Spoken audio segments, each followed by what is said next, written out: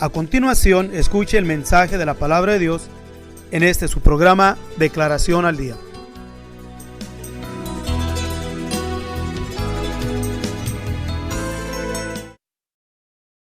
Marcos capítulo 4 versículo 36 nos dice: y despachando a la multitud le tomaron como estaba en el barco, y había también con él otros barquitos. Y se levantó una grande tempestad de viento, y echaba las olas en el barco, de tal manera que ya se hinchía. Y él estaba en la popa, durmiendo sobre un cabezal. Y le despertaron y le dicen: Maestro, ¿no tienes cuidado que perecemos? Y levantándose, inquebró el viento y dijo a la mar: Calla, enmudece. Y cesó el viento y fue hecha grande bonanza. Y a ellos dijo: ¿por qué estáis así amedrentados? ¿Cómo no tenéis fe? Y temieron con gran temor, y decía el uno al otro: ¿quién es este que aún el viento y la mar le obedecen? Creo que es un relato bíblico que por lo regular todos hemos oído sobre este relato, pero cada expresión en la palabra de nuestro Dios tiene múltiples significados, o podemos nosotros adquirir bastante beneficio de la palabra de nuestro Dios cuando nos detenemos a considerarla. Por eso es que es importante no solamente leer la escritura, sino escudriñar también las escrituras. ¿Por qué? Porque en escudriñarla podemos nosotros encontrar vida, sacar vida de ello. Y en este pasaje que acabamos de leer, podemos no menos sino decir que tiene muchos ángulos, de lo cual podemos sacar nosotros muchísima información, en lo cual a su tiempo nos es beneficiaria si la aplicamos en el debido tiempo o en la debida circunstancia. Leemos aquí que en el versículo 36, lo que nos dice es que una acción, podemos decirlo así, muy popular o muy a menudo que se hace entre los que son pesqueros, los que viven cerca de un lago o cerca del mar. Entonces lo que podemos mirar aquí no es algo que podamos decir fuera de lo normal. ¿Por qué? Porque precisamente son acontecimientos que pasan ya sea en los lagos o en el mar. Pero sin embargo nos dice aquí que se levantó una grande tempestad de viento y echaba las olas el barco de tal manera que ya se hinchía. Eso fue lo que aconteció, pero no queremos enfocarnos en lo que aconteció, sino en el propósito. ¿Por qué acontecen las cosas? Y eso es lo que nos beneficia en la palabra de nuestro Dios, cuando tenemos que entender de que la palabra de nuestro Dios, cuando leemos la palabra, no es algo que se aplica a algo o a alguien, sino que es algo que se aplica a nosotros mismos. Cada historia en la palabra de nuestro Dios, cada parábola en la palabra de nuestro Dios, cada expresión, cada historia que leemos en la palabra, cada salmo, etcétera, aplica en lo individual. O sea, la palabra de Dios no es algo solamente para en grupo, ¿okay? Que se beneficie o un grupo o simplemente el vecino o alguien más, sino es para beneficio personal. Entonces tenemos que mirarla con la mente de que es para mí. Entonces, como es para mí, ¿qué es lo que Dios me quiere decir en esta historia que quedó aquí escrita? ¿Será solamente una expresión para que la oigamos, la entendamos y nos gocemos en saber que el Señor reprendió el mar o calmó la tempestad, el viento cesó y los discípulos quedaron contentos y felices, y así podemos mirar la autoridad de nuestro Dios sobre la creación? No, hay otras cosas en las cuales podemos nosotros mirar, fijarnos y sacar a fondo qué es lo que Dios nos quiere decir, qué es lo que podemos aprender de esto. Entonces decía que no queremos enfocarnos solamente en lo acontecido, sino más bien en la reacción de los que iban en el Señor. Entonces lo acontecido y el propósito y la reacción de los que iban con el Señor. Podemos decir esto entonces, que lo que aconteció provocó y motivó la reacción de los que iban con él. Y su reacción es a lo que tenemos que enfocarnos. Y podemos sacar esto entonces a conclusión, que el Señor usa las acciones, los acontecimientos para mover nuestras emociones, para mover nuestra actitud, mover nuestro carácter, para mirar nosotros, para mirar Él en nosotros, lo que nosotros no podemos mirar en nosotros, que necesitamos hacer. ¿Y qué es lo que usa? Usa tempestades. En este caso podríamos decir, usa problemas, usa circunstancias, usa ya solo personal, con la familia, con los vecinos, con alguien más.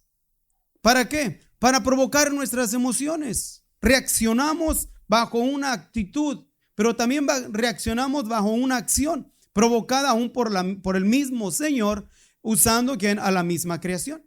Y podemos mirar en este caso que el Señor usó, ¿a quién? Al viento, usó la mar. ¿Para qué? Para provocar nuestras emociones, provocar una reacción en nosotros. ¿Y cuál fue la reacción de los discípulos? Ir al maestro. Como pescadores ellos, y como amaban al maestro, y el maestro dormía, es muy común que en su amor al Señor querían que Él descansara. Él quería que estuviesen bien. Y como pescadores, podemos decir que ellos usaron sus facultades que tenían como pescadores. O sea, bajar la vela para que el viento no la llevara de un lado para otro. Tratar de continuar remando para que el barco se mantuviese a flota. Y podemos sacar varios talentos y cualidades que hay en un pescador para contrarrestar una tempestad. Y podemos decir que lo usaron. No una mala conciencia, sino que lo usaron con un buen sentido. Y es necesario e importante que usemos nuestras cualidades. Pero el punto es de que no debemos de usar las cualidades primero y después ir al maestro. Y ese es uno de los problemas que consiste en nosotros. Cuando llega la tempestad, cuando llega el problema, una de las primeras actitudes y reacciones que tenemos nosotros, que están bien si las usamos en el orden correcto. ¿Y qué es lo que miramos? No hicieron mal los discípulos. Su acción era buena, pero fue en el tiempo incorrecto. No fue en el tiempo correcto que las usaron. ¿Por qué? Porque en ese tiempo estaba el maestro con ellos. Ahora, estaba físicamente con ellos.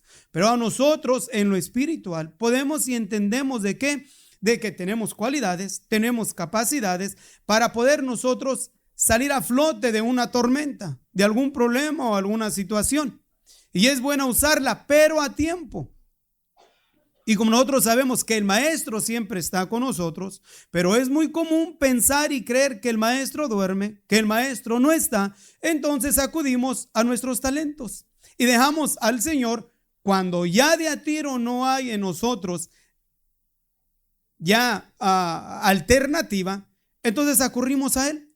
Entonces viene el Señor tomando el segundo lugar en nuestras vidas. Y Él debe de ser primero usando con nuestras fuerzas, nuestras emociones, nuestras cualidades, facultades, todo lo que nosotros tengamos, que pongamos primero a ello como al maestro, ya está mal. Ahora, si los que estaban aquí con el maestro siendo pescadores hubieran ido, con el maestro primero y luego usar sus facultades, creo que Dios les hubiese dado, el Señor, la facultad, las cualidades, las fuerzas para poder ellos navegar en medio de la tormenta. Pero sin embargo, ¿qué fue lo que hizo el Señor? El Señor movió sus emociones. ¿Cuál fue? Ir y despertar al maestro. Ahora, ¿en qué forma lo despertaron? No lo despertaron solamente hablándole lentamente: Señor, despierta. Señor, despierta, que pedecemos. Señor, ¿no te das cuenta de lo que pasa? No, el Señor usa la palabra amedrentados. Se encontraban bajo una situación ya preocupados. Y bajo la preocupación, esa preocupación, movida por una acción de nuestro Dios, usando a la tempestad, provocó a que los discípulos fuesen al maestro. ¿Qué es lo que aprendemos entonces nosotros? Que es importante también que nosotros aprendamos primero ir al maestro, usar nuestras emociones, no esperar que el Señor mueva nuestras emociones. mueva aún la preocupación, que use circunstancias en nuestras vidas, porque es lo más común que miramos entre el pueblo de Dios, que el pueblo siempre espera situaciones difíciles en su vida para clamar al Maestro. Y no es conveniente hacer eso. El Señor nos da la advertencia por medio del profeta Jeremías diciendo: clama a mí y yo te responderé. Pero no clamarlo solamente cuando son provocadas nuestras emociones, provocadas por situaciones difíciles en nuestra vida, sino que debe de haber de continuo ese clamor de nosotros hacia Dios. Aún no solamente por el problema o la circunstancia, sino clamar al Señor para que nos dé sabiduría, cómo adquirirla para nosotros usar nuestros talentos, nuestras facultades para confrontar diferente situación que fuese. Y así, ¿qué hacemos? Le damos la honra y la gloria al Eterno. Porque cuando hay situaciones, aunque podemos resolver, situaciones que se nos son fáciles de salir adelante, y usamos nuestras cualidades, es bueno usarlas y es bueno hacerlo, pero el problema está que dejamos al Maestro a un lado. Y no es bueno. Aún usar nuestras facultades es bueno, pero no primero que al Maestro.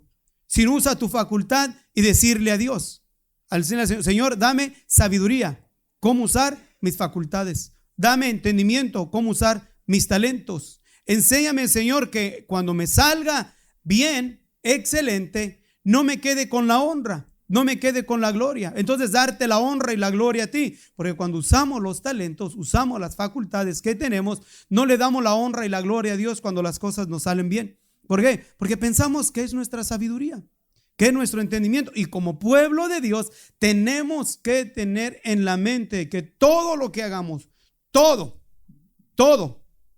lo que hagamos, nos salga bien o nos salga mal, de todo lo que hagamos, si tenemos al Maestro en prioridad de nuestra vida, tenemos que darle la honra y la gloria al Eterno. Y cuando algo nos sale mal, no sentirnos derrotados, sino entender y saber que no es el tiempo de Dios para que nosotros aún seamos exitosos sobre una situación, sino en medio de la situación y nuestro clamor, si no sale como queremos, entonces tomar el ejemplo del rey David y decir: resignadamente esperé en el Señor. O sea, no me voy a poner como se pusieron los discípulos, o sea, amedrentados. Voy a estar resignadamente esperar en el Señor. ¿Para qué? Para que en el tiempo de Él la tormenta pase. En el tiempo de Él venga la bonanza. Y aún también David expresa diciendo: como el ciervo brama por las corrientes de las aguas, así clama por ti, oh Dios, el alma mía. O sea, provocados por circunstancias, por situaciones, para bramar, para clamar a Dios. El pueblo de Dios, todo lo que al pueblo le sucede o le pasa, no es consecuencia. Estoy hablando del que ama a Dios con todo su corazón. Porque hay quienes que les pasan situaciones por meterse donde no conviene. Ya advirtiéndoles, sabiendo a conciencia de que hay cosas que no debe de hacer, va y se mete, va y las hace, o anda donde no debe de andar. ¿Basado a qué? A que es cebado de su propia concupiscencia. Pero al pueblo de Dios, a los santos del Altísimo, que no somos excesos de que lleguen tormentas a nuestras vidas, de que lleguen problemas y situaciones que muchas ocasiones nos van a hacer llorar, nos van a hacer clamar, nos van a hacer ir al Maestro, y no nos va a importar molestar al Maestro. No vamos a pensar que si Él está descansando, no vamos a pensar que Él ignora nuestra situación. No vamos a cuestionar a Dios.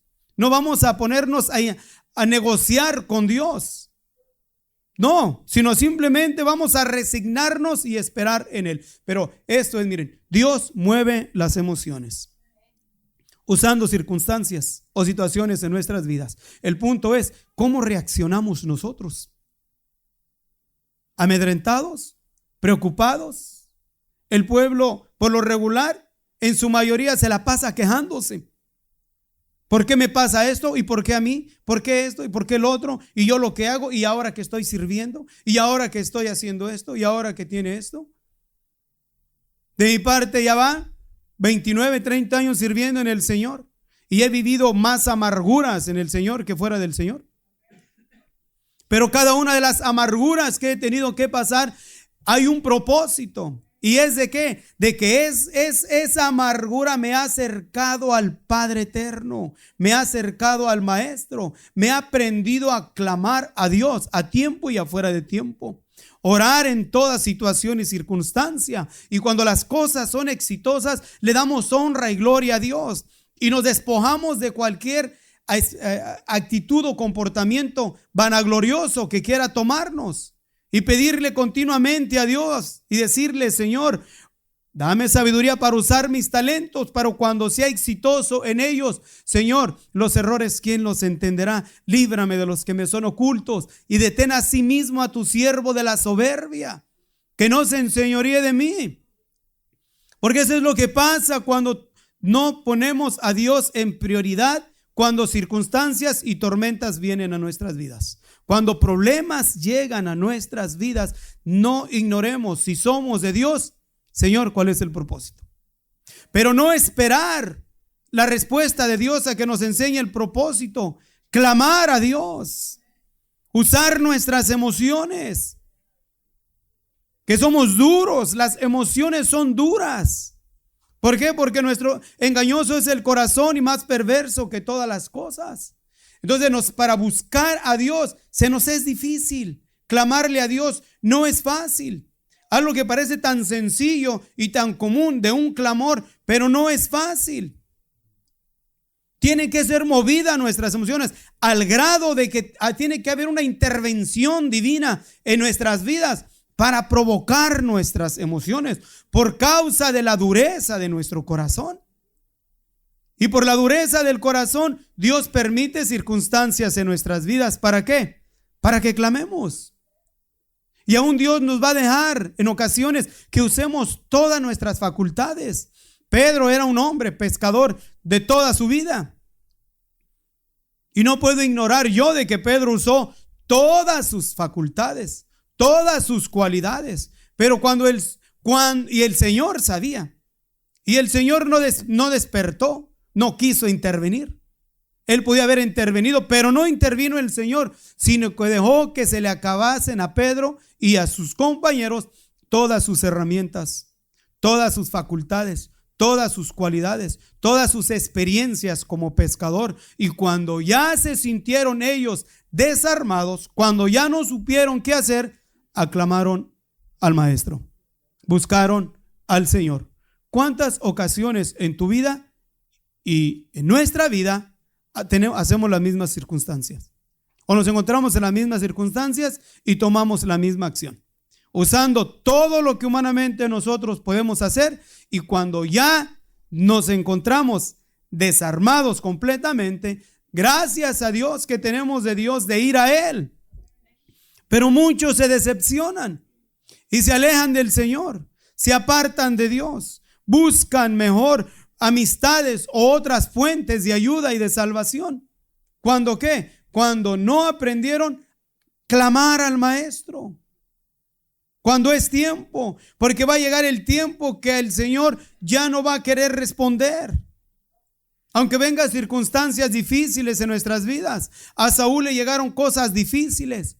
Su ejército se estaba debilitando, estaba siendo vencido. Sus enemigos estaban ganando terreno. Y él procuró buscar a Dios. Y al final, ¿qué fue lo que hizo? Lo incorrecto, lo que muchos entre el pueblo de Dios hacen. Buscan lo incorrecto para buscar la guianza y la sabiduría de nuestro Dios o la ayuda de Dios. En este caso, Dios usa circunstancias y situaciones para mover nuestras emociones. ¿Cuándo es cuando el pueblo de Dios clama a Dios? Cuando las cosas le son favorables, cuando las cosas le están yendo más o menos, aun cuando las cosas le van mal, aún así clama a Dios, porque todavía se siente con fuerza, todavía se siente con facultad, todavía mira que hay cierta esperanza en ciertas situaciones, en ciertas cosas que puede y sabe que puede hacerlas. Pero cuando ya no hay herramientas en nuestra vida, cuando ya no hay solución, cuando te encuentras completamente debilitado, cansado, derrotado. Y es la mayoría de las ocasiones cuando el pueblo clama a Dios. No esperemos. Nuestra declaración hoy es esta. No esperemos que vengan circunstancias a nuestra vida. No esperemos que el Señor mueva las tempestades, que el Señor mueva los vientos para traer tempestades en nuestras vidas, para luego ir y clamar al Maestro. Seamos sabios y clamemos a Dios en todo tiempo. Que la gracia del Señor sea una vez más con ustedes. Si usted desea más información sobre estas declaraciones o si desea participar en alguno de nuestros estudios bíblicos, háganoslo saber. Estamos para servirle. Nuestro número es 831-386-9112 o márquenos al 831-297-0879.